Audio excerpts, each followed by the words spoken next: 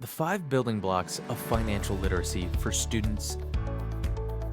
Educators strive to include a diverse range of subjects in the mandatory curriculum for young adults. However, there is one important aspect of life for which students of all ages lack sufficient knowledge: financial literacy. Now, you might be wondering, what is financial literacy?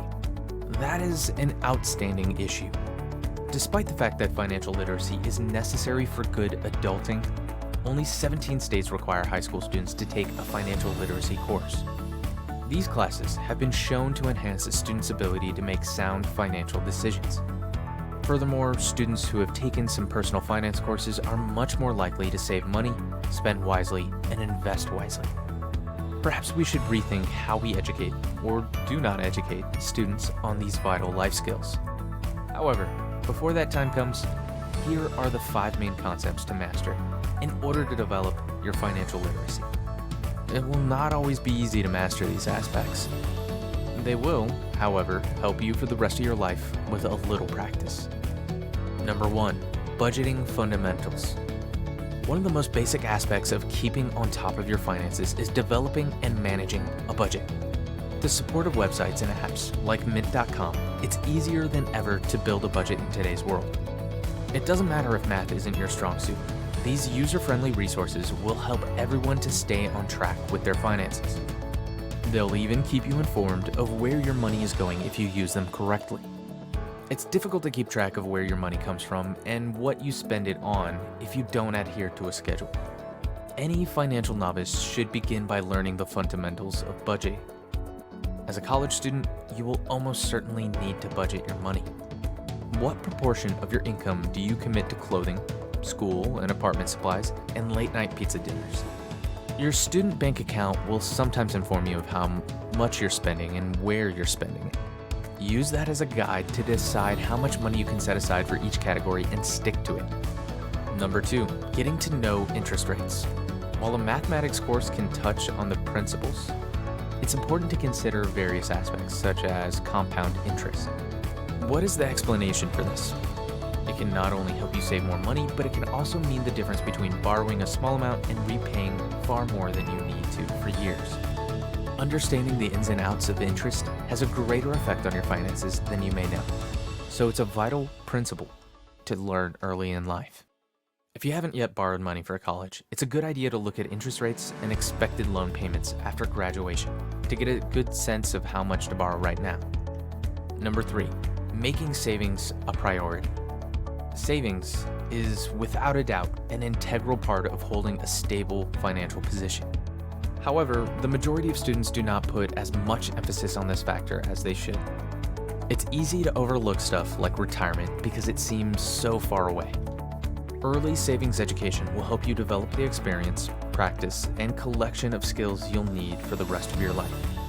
Beginners should begin by focusing on the most basic aspects of the definition, such as saving money for a higher ticket item. Working toward a target is important, and students should recognize the importance of paying yourself first, because bills will still be there. Do you feel at ease?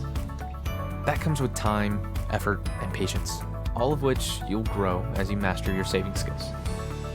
Real life. To begin, set a small savings target for yourself. It could be $5 or $10 a week. Whatever you decide, once you've achieved your initial target, raise the amount you save per week. It's also a good idea to have a rainy day fund. This is money you can use if your car's air conditioner breaks down or you need to purchase a last-minute flight home. Traps in the credit debt loop. Meaning, it's much easier to lose credibility than it is to win it, and many students are unaware of how easily their credit can be ruined, or how difficult it is to recover credit until it is too late. That is why it is important to have debt education as soon as possible. Credit can be a very valuable asset if it's properly handled. Making rash decisions when you're young will cost you in the long run, so it's important to understand the principles and tools behind responsible credit practices as early as possible. Real life, you may be bombarded with credit card deals as soon as you arrive on campus. Just because you've moved out of mom and dad's house and are actually on your own doesn't mean you can sign up for every credit card available. If you do need a credit card for an emergency, shop around to see which deals are right for you and your student budget. When when you do have one, make sure you use it responsibly. If you have student loans, you'll have a lot of debt to pay off after you graduate. Make sure you don't have any credit card debt to deal with as well. Number 5, identity theft concerns and protection.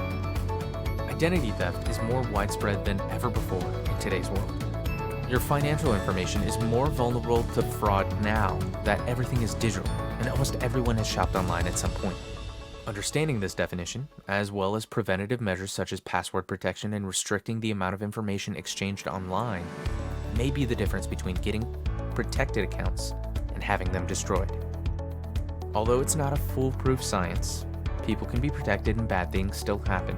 It's important to protect the finances as much as possible in order to minimize the risks that occur.